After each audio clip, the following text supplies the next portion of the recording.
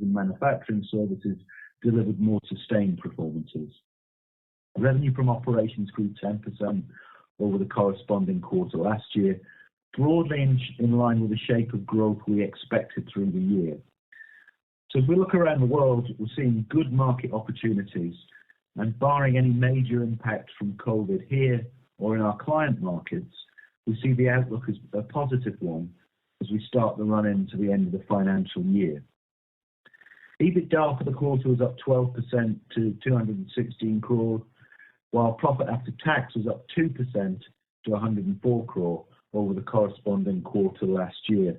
The PAT performance reflects an anomaly in the effective tax rate that Sibaji will cover in more detail in his comments. But overall, I'm pleased with the development of the business through the third quarter, and I think it positions us well to have a strong end to the year.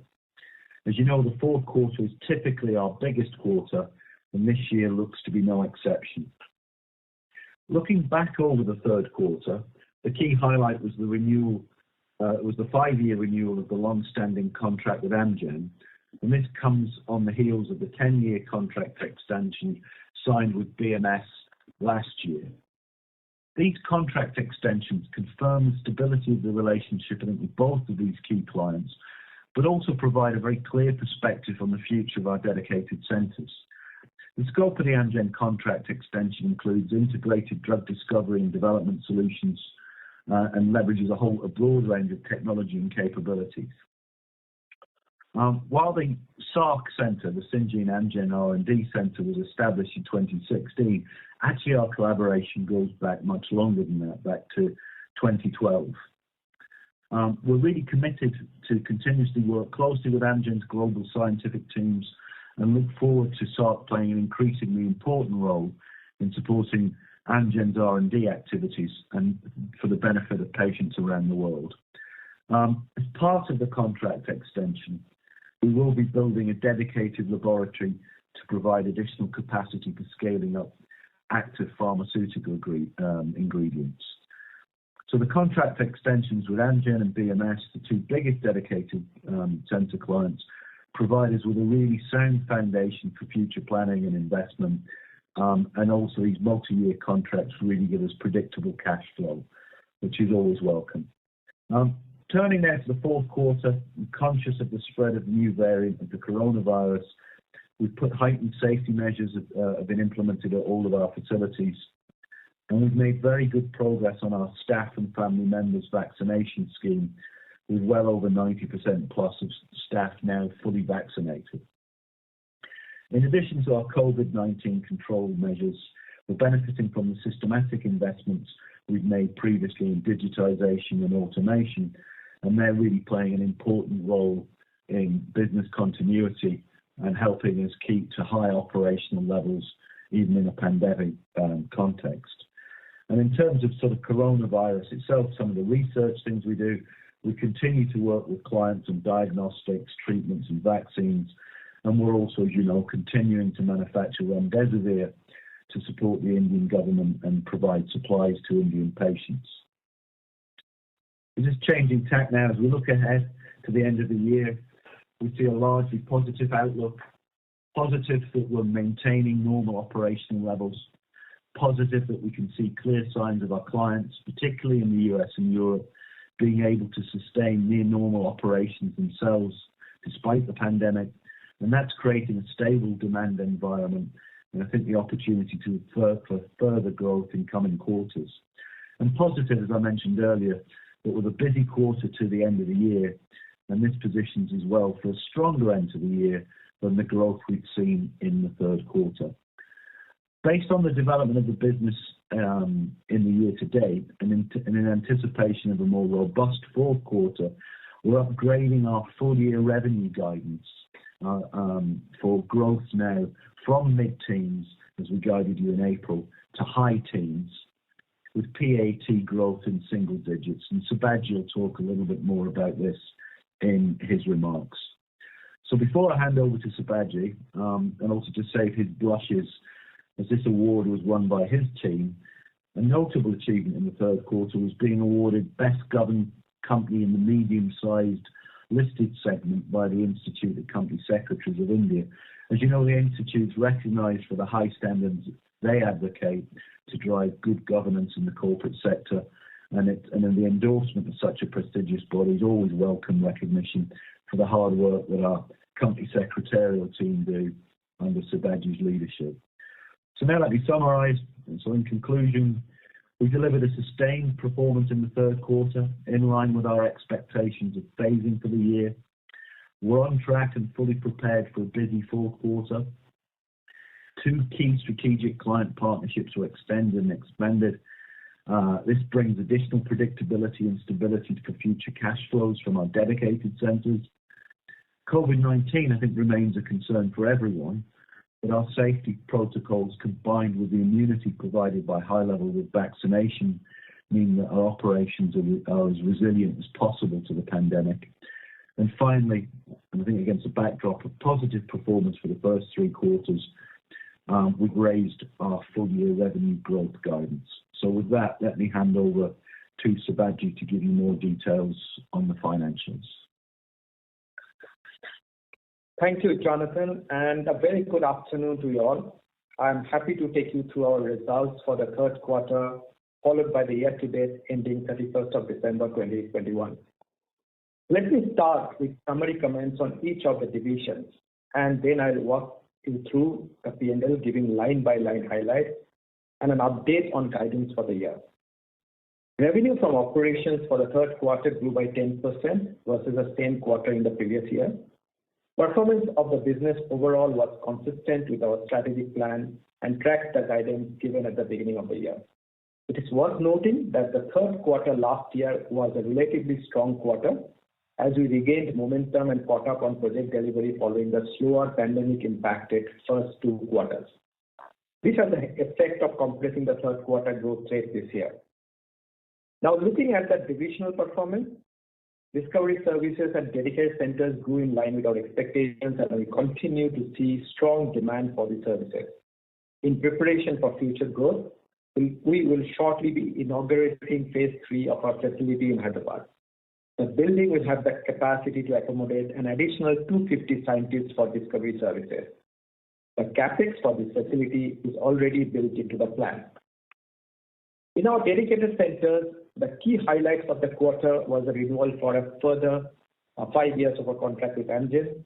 As part of the contract extension, we'll be building a dedicated laboratory to provide capacity for scaling up active pharmaceutical ingredients. This new facility is expected to go live in the next financial year, and the capex for this is already part of the current year's capex plan. In Development Services, growth in the third quarter was relatively muted, reflecting the impact of project timeline changes as clients moved deliveries out. This, in addition to a relatively strong quarter 3 of the last year from delivery of pent-up works from the first 2 quarters, reduced the year-on-year growth rate. We are expecting a strong fourth quarter from Development Services as we handle scheduled deliveries and catch up on projects moved over from third quarter to the fourth quarter. Finally, our Manufacturing Services business continues to show steady progress. We are in early stages of scaling up manufacturing of both small and large molecules. We are encouraged to see good demand, particularly for biologics manufacturing. And as a reminder, earlier this year, we added a new biologics microbial platform and expanded capacity in the mammalian facility. I'll talk about our further plans for biologics in my next call with you. Regarding small molecules, there is nothing new to add. I have previously told you that Mangalore plant is an investment over the longer period. We are on track to see an FDA regulatory approval in the next couple of years. This is a critical milestone in attracting clients to use these facilities. Looking at development and manufacturing revenue overall, let me help you with your modeling. We are seeing strong demand for development and manufacturing services, especially in biologics.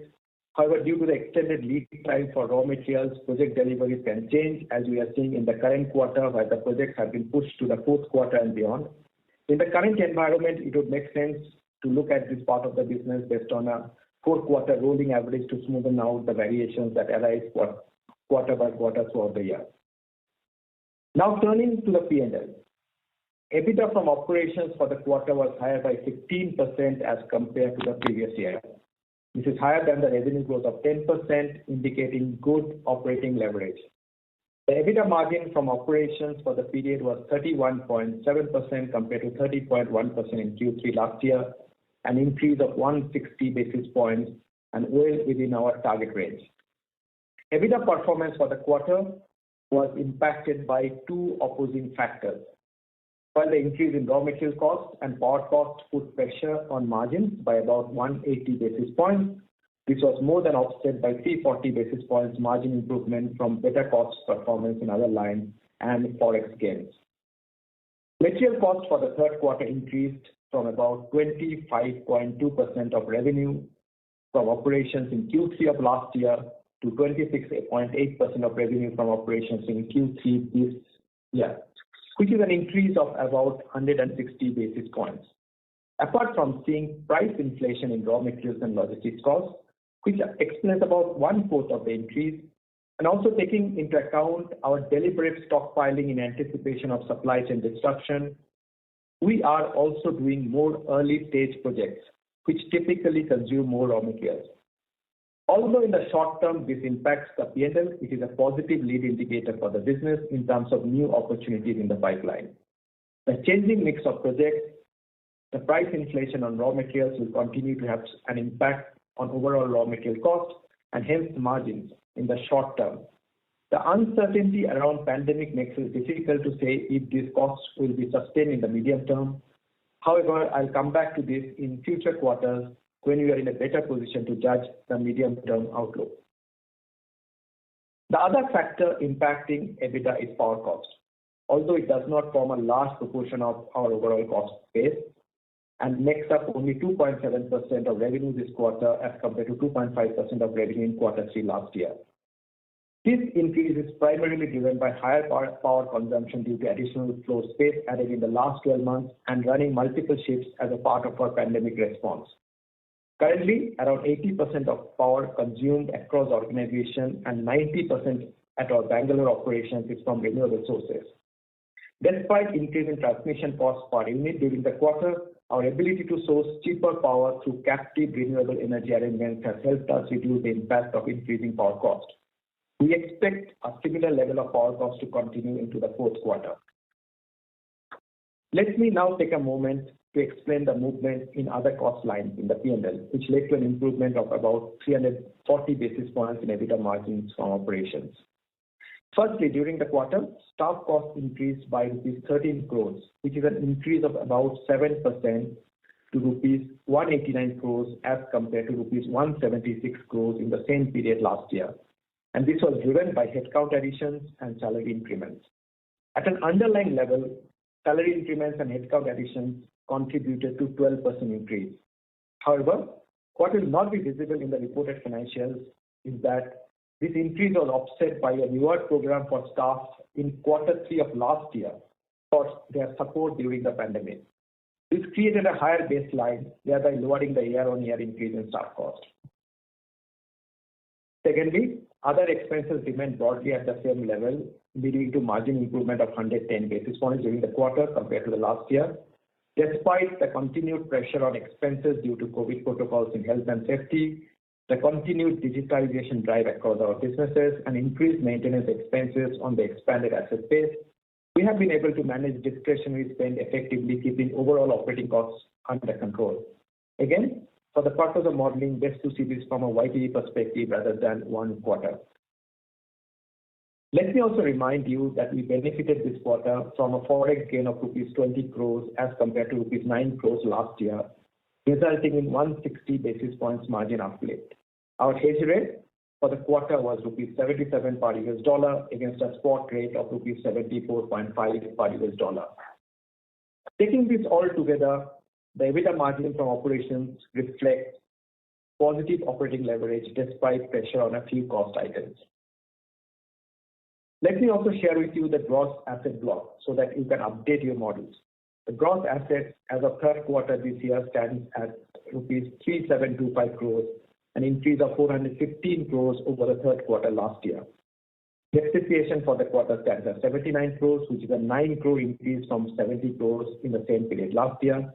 This increase on a year-on-year basis is attributable to the assets capitalized in the last 12 months. Other income is decreased by 25% year-over-year from 17 crores to 13 crores due to lower yields on deposits. Funds are invested in investment opportunities by prioritizing safety of investment, ensuring liquidity, and then returns in that sequence. Profit before tax grew 10% to 128 crores from 116 crores in the same quarter last year. The change is in this line. The change over here is in line with the growth in top line. However, you would have noticed that profit after tax grew by only 2% in the quarter.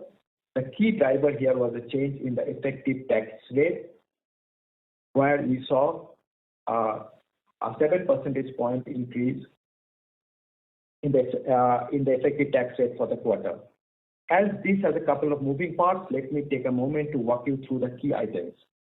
The effective tax rate for this quarter was 19% compared to 12% in the third quarter last year. You may recall that last year we benefited from accelerated depreciation from Mangalore API plant and other new units that had gone live in Bangalore and Hyderabad. In addition to a one-time positive impact arising out of re-evaluation of a tax position based on a favorable legal decision from a High Court order for a different entity. We reported this in the quarterly earnings last year. We expect the tax rate to remain at the current level for the year and then gradually start to go over the years as some of our assets come out of the SEZ benefit period. I'll revisit this topic at the full year, but I think there is enough of a steer in my comments today for you to understand the trends for the remainder of the year. This completes the coverage of quarterly results, which I believe was a strong performance reflecting the delivery of strategic plan and tracking the guidance for the full year that we gave at the beginning of the year. Now coming to 9 months YTD results of the year. Moving on to the results for year-to-date, revenue from operations for the period ended 31st December increased by 21% to rupees 1846 crores as compared to rupees 1526 crores during the same period in the previous year. This was driven by growth across all businesses and the added benefit of remdesivir sales, especially in the first quarter of the year. Over the same period, EBITDA from operations was up 20% to rupees 546 crores, a reflection of the improved operating performance in the business. The EBITDA margin from operations was around 30%, similar to last year and in line with our guidance for the year. You have seen in the P&L a 500 basis point increase in cost of raw materials as a percentage of revenue from operations for the 9 months. Apart from the elements explained earlier, such as the impact of price increase in certain materials, logistics and supply chain pressure, and the mix of business. The other aspect was remdesivir, which had a high raw material content, close to 60% of revenue, as explained in a previous call. The increase in raw material cost as a percentage of revenue from operations was offset by other cost elements, which increased less than the revenue growth. Staff cost increased by 14% year-over-year for the 9 months, driven by the increase in headcount, annual increments, and recruitment of specialist resources abroad in our scientific and commercial functions. Other expenses increased by 12% year-on-year for the 3 quarters. Despite continued pressure on expenses due to COVID protocols, the continued digitization drive across our businesses, increased maintenance expenses on the expanded asset base, we have been able to manage discretionary spend effectively, keeping overall operating costs under control. In the first 3 quarters, hedge gains were at rupees 46 crores compared to rupees 12 crores in the previous year. Our hedge rate for the 9 months was 77 rupees per US dollar against a spot rate of rupees 74.5 per US dollar. Reported EBITDA margin was at 31%, 100 basis points lower compared to the same period last year due to the lower other income as a result of lower interest rates. Operating EBITDA margin for the period stood at around 30% in line with the last year. As you know, we continue to identify compelling opportunities to invest in business. Consequently, the increase in fixed assets has resulted in a 12% increase in depreciation expenses from rupees 205 crores last year to 229 crores this year. Overall profit before tax increased 21% year-on-year, and profit after tax before the exceptional item due to reversal of export incentive increased 12% year-on-year during the same period. to rupees 273 crores. As I explained a moment ago, the gap between growth in PBT and PAT is due to the artificially low effective tax rate last year due to tax reversal as well as due to the year one tax benefits arising from the commissioning of Mangalore plant in March 2020. Let me now turn to CapEx. Our CapEx investments for the first 9 months stood at rupees 352 crores. Investments were across discovery services and dedicated centers to increase capacity of our research labs, capacity addition in biologics manufacturing facility, and other assets in development and manufacturing services, and in corporate. With this capital expenditure, our fixed assets currently stand at rupees 3905 crores, and this includes the capital work in progress and excludes leased assets. I'll give you the breakdown of assets at the year end as usual. Our CapEx guidance for this financial year was in the range of rupees 750 crores to 900 crores, including about rupees 250 crores rolled over from the last year. In the first 9 months, we have invested around 352 crores, and we have already committed close to another 300 crores for execution. So we are broadly on track on our CapEx program, and there is no change in our CapEx execution plan. However, at this stage in the year, it is clear that some of the planned CapEx will spill over to the next year. Now coming to the guidance for the full year. Turning now to the expectations for the quarter ahead and for the full year. Based on the revenue performance to date and what is shaping up to be a very strong quarter 4, we now expect to deliver high teens growth in revenue from operations for the full year. Quarter 4 is expected to be a high activity quarter for our development services and manufacturing businesses, and some of the projects in the pipeline have high raw material costs attached to them. So while the revenue line will grow, we expect the margin in the fourth quarter to be a notch lower than in the third quarter. As said, the full year EBITDA margin is expected to be slightly above 30% mark, upside of our earlier guidance of EBITDA margins of around 30%. We expect profit before tax to grow at mid-teens year-over-year. We believe that this is a more helpful measure of profitability growth for this year in view of the low effective tax rate applied last year, which I've already mentioned. With a high effective tax rate in view, will not change the PAT guidance of single-digit growth at this stage. Normalized for the low effective tax rate of last year, the underlying PAT growth should be in double digits. We now expect CapEx in the year to be between 500 crores and 600 crores, and the remainder to be executed in the next year. This CapEx will be for the projects which are now at design stage and commencing execution in quarter 4 in both research and manufacturing divisions of our business. The rollover CapEx will be added to the next year's CapEx guidance. Now, before I conclude, let me say a few words about COVID-19. As Jonathan said, with a high percentage of employees now fully vaccinated, we are hopeful that we will be able to navigate the challenges posed by wave 3 of the pandemic, and this is the basis of raised guidance shared today. So to conclude, the business is on track. It has shown considerable resilience in the face of the pandemic to date, which gives us a level of confidence for the quarter to come. With people, materials, and plan in place, we are set to deliver a strong set of financials for the full year. Thank you, and we can open for questions now. Thank you very much. We will now begin the question and answer session. Anyone who wishes to ask a question may press star and 1 on the touchtone telephone. If you wish to remove yourself from the question queue, you may press star and 2. Participants are requested to use handsets while asking a question. Ladies and gentlemen, we will wait for a moment while the question queue assembles. The first question is from the line of Harith Ahmed from Spark Capital Advisors. Please go ahead. Good afternoon. Thanks for taking my question. My first question is on Mangalore facility. Sibaji commented that we are on track to achieve US FDA approval for this facility in the next 2 years. So I'm trying to understand what are the key milestones from now to receiving approval from the US FDA. What are the key developments that we should be tracking related to Mangalore? And then what exactly would trigger an inspection by the FDA? Would it be a filing by one of our customers? Any clarity on this? Yeah, exactly. Yeah, no, I think your question gives the answer actually, which is the thing that triggers it is a filing by a customer to bring a product through for FDA approval. So it's not in our gift; it always sits with your clients.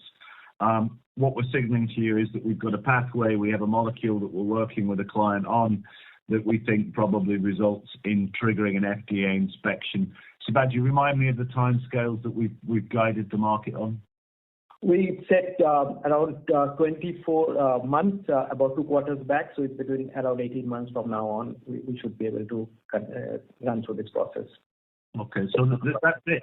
I don't think there's anything else that you can track externally. We just have to wait for that to happen. Once it triggers the FDA inspection, I'm sure we'd tell you about that at the time and then tell you the outcome. And I think that then starts to reposition that facility. As you know, one of the things that customers look for is not just great infrastructure and capability, but also regulatory approved facility that has a lot of value in the marketplace. That then becomes a potential inflection point for building more business for it. So it'll be steady as she goes between now and then. I don't think there's anything else you can track. We'll update you at the point we do or don't reach FDA approval. Does that make sense? Yeah, that's helpful. Thanks. My second question is on remdesivir. We've seen some upsides from remdesivir supply, especially in the first quarter. Now, given the Omicron wave that we're seeing in the country currently, should we expect more supplies in the fourth quarter? And then I'm also trying to understand if this was a material contributor in the third quarter. Yeah, no, that's a reasonable question. Gosh, I'm not sure anybody's in a position to prognosticate around how the pandemic evolves from here. I think it is safe to say that we'd expect more contribution in the fourth quarter, and that's one of many factors in the guidance upgrade that we gave today, increasing our guidance for revenue growth for the full year. Is it a material contributor? No, I wouldn't really say it's a strategically material part of our business. The pandemic, it's a response, I think, actually to moral obligation. If you've got capability that helps countries, society, patients in a pandemic, it's the right thing to do. So we're very happy to be part of the global response that Gilead has put around their product, remdesivir, to be a voluntary license holder. I think it's a set of work and it's a business that will be in while the pandemic endures. But there's no reason to think we'll be doing it post the pandemic. I mean, it's a voluntary license arrangement that's linked to that. But more broadly, being a manufacturing capable business is strategically one of the things that we are reshaping Syngene around. So that over the years, we've grown from being principally a chemistry-focused discovery organization to now being a fully integrated drug discovery organization, a development-capable organization, and a manufacturing-capable small molecules and large molecules. And that's really the strategic pathway for the company. So I think we'll be in manufacturing for the long term. I think we'll be in remdesivir for as long as the pandemic endures.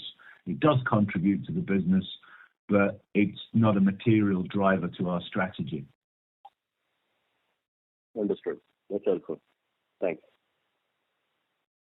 Thank you. The next question is from the line of Surya Patra from PhillipCapital. Please go ahead. Yeah, thanks for taking my question. So my first question is on the Syngene, the integrated drug discovery platform, so which possibly has supported us in adding new customers. So how is it different from the traditional business model that we have been having for the drug discovery at all?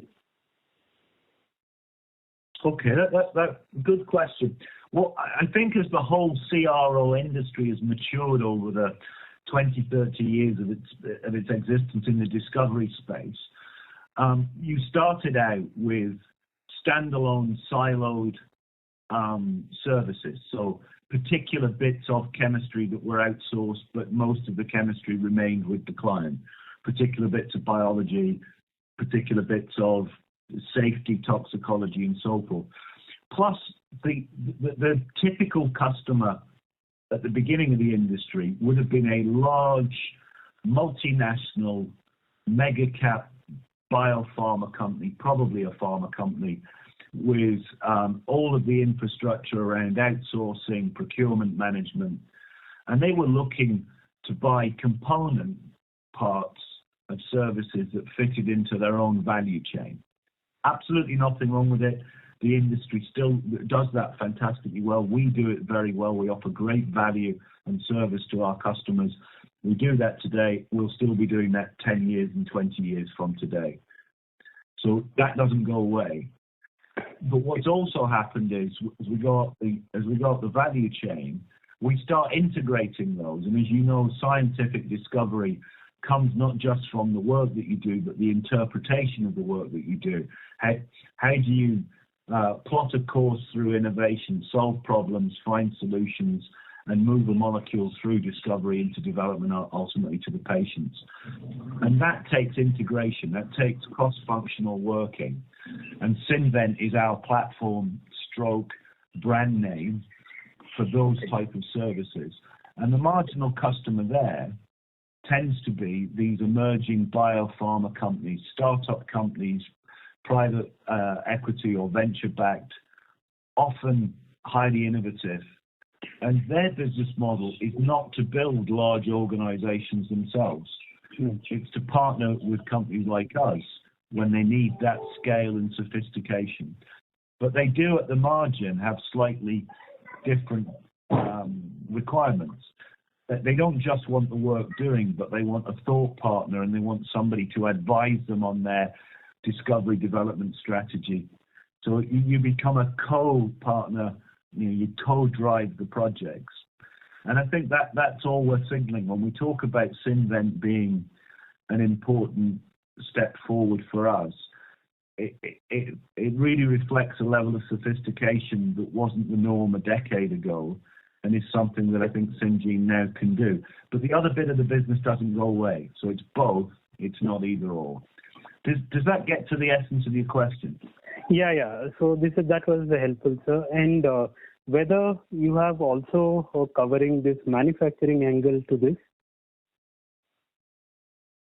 Yeah, I mean, it should do. That would be a natural progression, which is that if you're partnering deeply with your clients to discover and then develop a molecule, speed is of the essence in the life sciences industry. As you know, one of the fundamentals of the economic returns is around patent life. People are patenting their innovation. Patent lives in general are about 20 years around the world.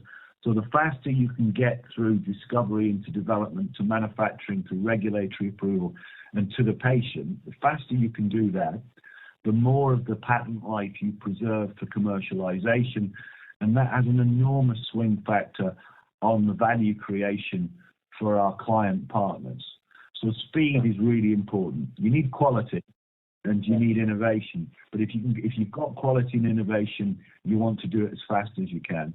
And by having all of those capabilities in one company, you can drive speed because you reduce the number of handover points and you build up a body of knowledge. So if our research teams co-discover with a client a molecule, they're more likely to know the challenges that the next phase development's going to have and more likely to be able to help with the solutions.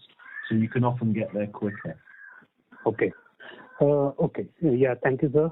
My second question is on the this CMO projects again.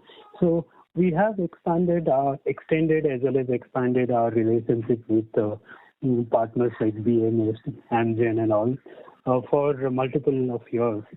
And now we are having even manufacturing capability. Whether you have whether this extended relationship is also for manufacturing? Why? Because we have not possibly found. No, it's not. Yeah, no, it's not. But to some extent, it's sort of in the name. So the Amgen Center is the Syngene Amgen Research Center. Yeah. So the scope of that relationship is very clearly centered in the research discovery phase. Okay. But very hopeful and would love to have a conversation with either of those clients around manufacturing. But it's not the essence of the deals that we signed over the last year and extended. They're research focused. Sure. Okay, sir. Yeah. Thank you. Thank you. Before we take the next question, a reminder to the participants, anyone who wishes to ask a question may press star and 1 at this time. The next question is from the line of Rohan Vora from Punartha Investment Advisors. Please go ahead. Good afternoon. My question pertains to the CapEx for FY22. What will be the bifurcation of CapEx between CRO and manufacturing? The CapEx that you are going to do for FY22. Okay, so you'd like guidance for the year ahead? No, the CapEx for 2021-22, the current year, the CapEx of 600 crores. So what would be the bifurcation between CRO and manufacturing? Okay, sure. Around half of that is in the discovery services, I think, during this year. About a third of that would be in development manufacturing. And if you can add up the remainder, there's probably 10-20% are going into other things. The biggest chunk of that others would be digitization efforts across the whole company. But Sibaji, anything you want to build on that? Say a little bit more about the progression of CapEx during the year and where we expect to end the year. Sure. So you are right, Jonathan. We almost half of it in discovery services. As we have expanded in Hyderabad, we kind of commissioned phase 2 in Hyderabad in the earlier part of the year. Now in this quarter, we are commissioning phase 3, which is, as I said, an additional 250 scientists. We have also expanded our facilities in Bangalore, so that has kind of consumed 50% of it. We also spent some around 10%, close to 5 to 10% in expansion of dedicated centers, because the BMS contract that we signed had expansion plans attached to it.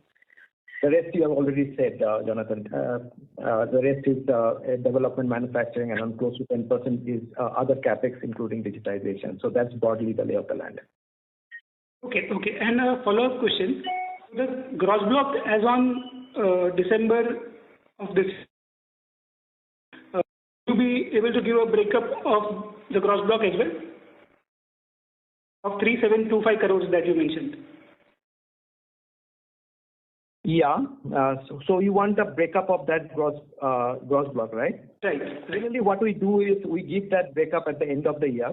But if you want it for modeling inputs, you can get in touch with us at our side. But typically, we have already given it last year, and you can add this I just said, and you'll get it for cumulative YTD. Yeah, I think that's probably the best way to go, Sibaji. So please, talk to the IR team. They'll give you an update of what we said at the beginning of the year. If you take Sibaji's comments, you can back into it reasonably easily. Sure. Thank you.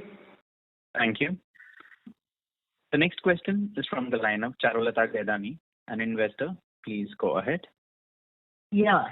Hi, my question pertains to the dedicated center that you will be setting up for Amgen. The entire 250 additional people will be for this center, and how much capex will go in for the Amgen center? Okay. Sorry, maybe we've miscommunicated, or you've misinterpreted what we were saying. There's not a new center for Amgen. The relationship with Amgen is over a decade old, and we've been running a dedicated center for them for most of that decade. What we announced this quarter was the renewal of that contract. So it's not a new infrastructure, it's just a renewal of the contract, and that's for a further 5 years. So the current center with the current staff now has certainty that we'll continue in that relationship for another 5 years. I think that the 250 people that you're talking about, that's in Hyderabad, not in Bangalore, and that's a new building that's coming up at our campus in Hyderabad that should be up and operational, I think, towards the end of this year into the beginning of next year. And we're just flagging up that has the capacity to accommodate a further 250 scientists. and hopefully the difference between those two you can now see. Does that make sense to you? Yes. Yeah. Thanks for the update. Thank you for your question. Thank you. The next question is from the line of Shreya from Roha. Please go ahead. Hi. Congratulations on a good set of numbers. I wanted to ask you the capital expenditure that we've been postponing in FY21 and FY22. So I think about 150 odd crores in FY21 and about 250 crores in FY22. What does that pertain to? Oh, it's largely the same categories as before. The only thing I would object to the word postponing. I don't think we said we were postponing anything. Quite the opposite. I think the CapEx investment plan, we see good reasons to invest in the business. I think the upgrade in revenue guidance towards the end of the year is a healthy indicator that we're seeing, a decent demand environment, and therefore no change in our willingness to invest in the business, no postponement. But we are in a pandemic. CapEx is often building work. Buildings seldom get delivered early, but sometimes run a little bit slower. And I think that's probably the key explanation for why the CapEx numbers, the amount of investment 9 months to date is a little bit lower than we thought it would be. But it's no change in strategy, no change in willingness to invest. Yeah, and just to add to that, whatever we rolled over from last year was included in our guidance this year, and the same has already been executed. So it's a matter of phasing out, and it's not a matter of postponement, as Jonathan pointed out. And just to clarify, does that mean it's part of discovery service itself, or is it part of some other segment? No. The comment we gave you was that the CapEx is being applied across all elements of the business. We're investing in discovery services, development services, and also in manufacturing and dedicated centres. The broad shape of it year to date, and I think this will probably be true for the full year, about half of the CapEx has gone into discovery services. About a third of it has gone into development and manufacturing. And then the remainder, which mathematically should be somewhere between 10 and 20%, has gone into a range of things, including a big chunk in digital. Got it. So what I'm gathering is it's not one particular investment which has been, phased away. It's a mix of all put together. So that's what I'm grabbing. Yeah, that's it exactly. It's quite a broad CapEx plan. All four of our divisions have got good reasons to think that there's opportunities for growth, and therefore all four of them are willing to invest more capital. Very clear. Thank you. Thank you. The next question is from the line of Prakash from Axis Capital. Please go ahead. Yeah, hi. Thanks for the opportunity. Good evening to all. My question is on, the thought process in terms of, building capacities. What we hear from global companies is that, they build capacities, go out of proportion in terms of, doing capex, and then the order flows in. Just wanted to understand our thought process. When we build capacities, are the order book already visible and we have firm orders on that, or we take some buffer and build accordingly? Well, I think it's a mixture, and I think it tends to have a slightly different tonality to it in each one of the divisions. So if I give you an example, think about our dedicated centres business. Very, very long-term relationships, high-touch relationships with clients where you are strategically very much connected and aligned. In reality, the CapEx that goes into the dedicated centres, although we're funding it, it's almost a co-investment type decision. So you're not building capacity in the anticipation of future demand. You're building capacity because you've got a client who's sitting in a meeting room with you, actually saying, this is what we want to do next. Let's agree to do it. Let's make sure that we put that CapEx in. So the degree of certainty of execution, return, and demand in the dedicated centres is almost instant because you're making the decision jointly with your client to put the capex in, and you know that the demand is there for it. I think the discovery services has an element of that quite often. We'll be putting in capex in response to a clear customer statement of demand, maybe an RFP request where they're saying this is what we would want, and we invest ahead of that. So the clarity is quite good. Moving more into the development and manufacturing businesses, then they look more like the description you gave. You have to take a judgment call on what you think the medium and long-term demand for those services will be, or for the capacity will be. Then you have to build it, and then you have to hope you get it right. So for those of you that are old enough to remember Kevin Costner movies, it's the fields of dream. Build it and they will come. So you have to think about that on manufacturing and development. Understood. And secondly, we've been hearing globally that there is some disruption among the large CRO players. Are we able to see some trickle-down benefit? Are you seeing increased inquiries, and how's the order book looking for fiscal 23, please? Yeah, say a little bit more. You say you're hearing globally with the CROs. Which CROs? What context? No, I mean some of the Chinese CRO we heard they are having some scaling issue or quality issue. So I mean, have you seen some increased inquiries because of that, and see some business coming in, or how do you look at it? No, I'm not. Disaggregate my answer. I think my comments were reasonably positive about saying, look, as we've all learned to live with the pandemic, vaccination programs around the world, particularly in Europe and the US, are making good progress. Those are our key markets where the demand comes from. As they get into a more normalized way of operating, then I think we're seeing positive demand signs across all four of our business segments. As for, is that caused by disruptions in CROs in China? No, I don't. I'm not aware of that. I haven't seen that. I would put it down to more just healthy demand on the client side. Okay. And any color on the order book, how it's looking for the next year? I mean, the kind of business we've done this year, high double-digit growth is visible. Is what given the past capex, the Hyderabad capex, and momentum in manufacturing. No, I don't. I don't have a comment to give today beyond what I've just given you, which is I think it's a healthy demand environment. And having just upgraded our outlook for the year end, I think I've directionally pointed you at least what I think for the rest of this year. Next year, I'm sure you get the opportunity to ask that question if we haven't given a decent answer when we get to the full year results.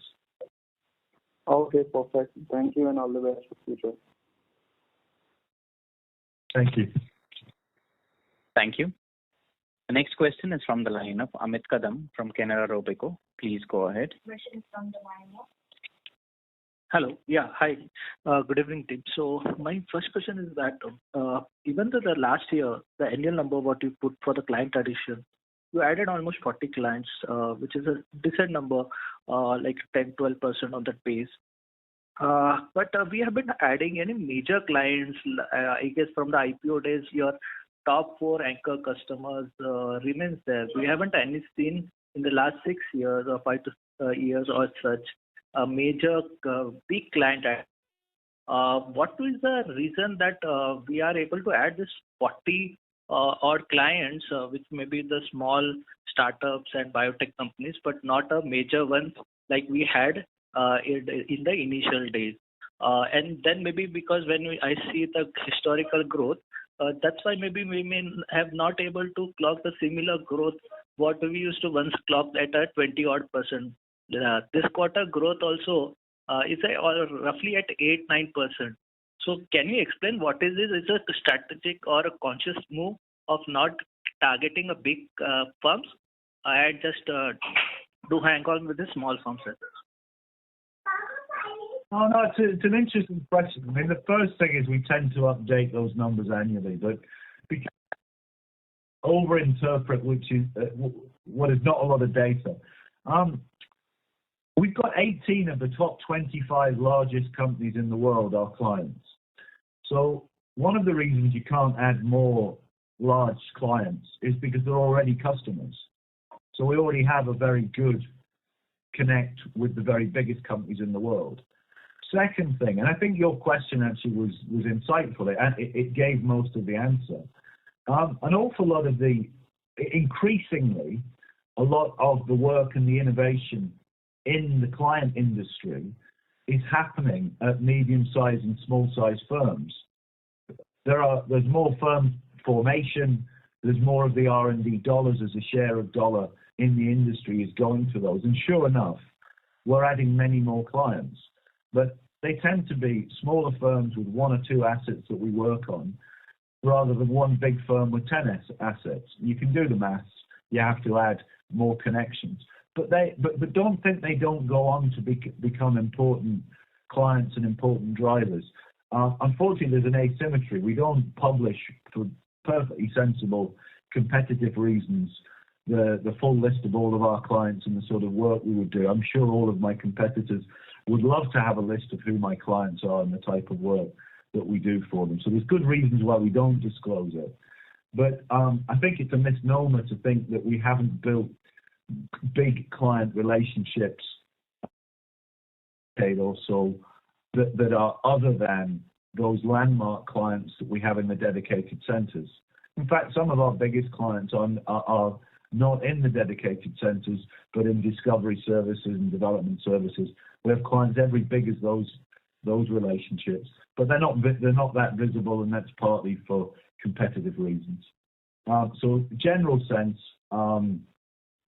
in the industry and also for Syngene, we're doing well with having connections with the very biggest firms. I think the growth area for us has been better connections with medium-sized and small firms, and we're seeing good growth and good future growth prospects on all three of those segments. So maybe just to extend this question and trying to understand, because during the IPO days or reading through your RHPs, the outsourcing CRO industry was highlighted to be like growing at 11.8 to 12%. Has the dynamics of that industry changed? Which is and because that time when the industry was growing at, it's shown as to be growing at 12%, we growing at high teens. Has the dynamics changed, which is like leading us to now grow at like a 12, 13 or mid-teens? So the industry growth itself has come down. I mean, in the quarter we grew at 10%, but I've just guided you that we're going to grow in the high teens for the full year. So, you know, the revenue growth over the course of this year is high teens, which is exactly the number you quoted as back at the IPO, albeit that predates me. I mean, you're going back 7-8 years or so there. So I don't think the industry dynamics have changed. I just paraphrased, replayed back to you the numbers you gave me. The outsourcing growth in the industry is in high single, low double digits, 9, 10, 11, 12% per annum. True a decade ago, largely true still today. Our growth, high teens, that tells you we are gaining market share, outperforming the rate of growth of our industry. True 7 or 8 years ago, true today. Okay. Can I ask one more? Can I go ahead? Yes. Yeah. So one more thing on this. Does our Mangalore API plant had or has a tax benefit?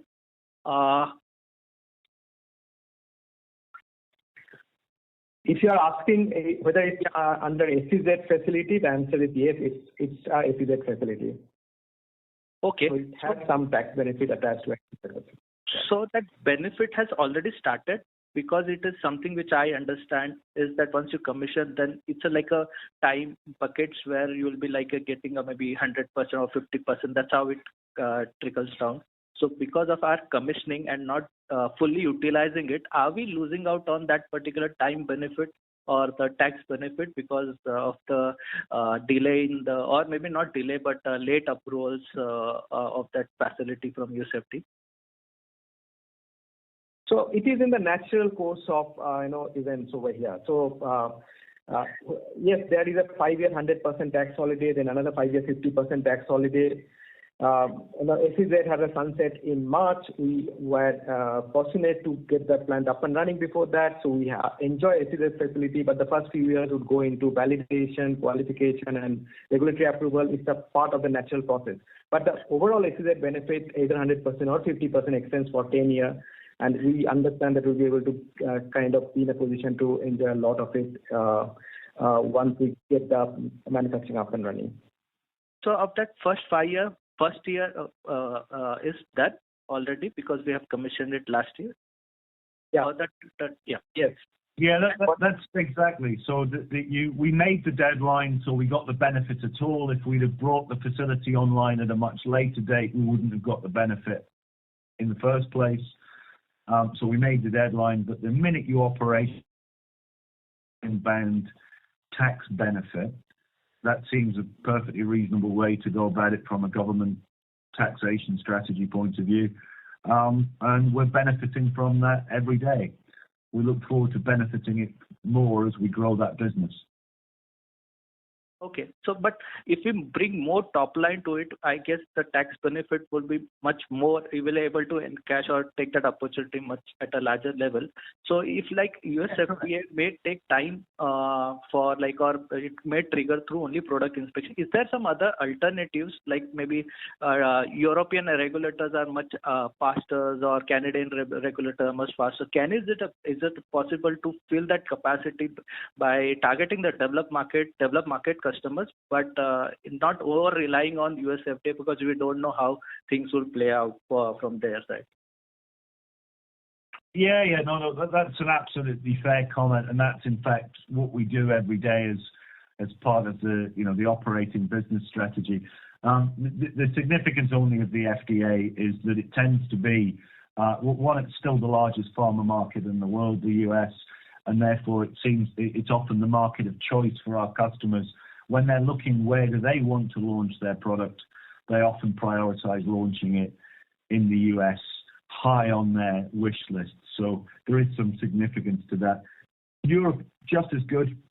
Again, love to have a pathway through to European approval, but exactly it's the same dynamic. The act that triggers the regulatory inspection is the filing of a product by our customer, not by us. So we can't trigger it; they have to trigger it, and you can see that that's why we're trying to push on all of those fronts. But yeah, your question's right.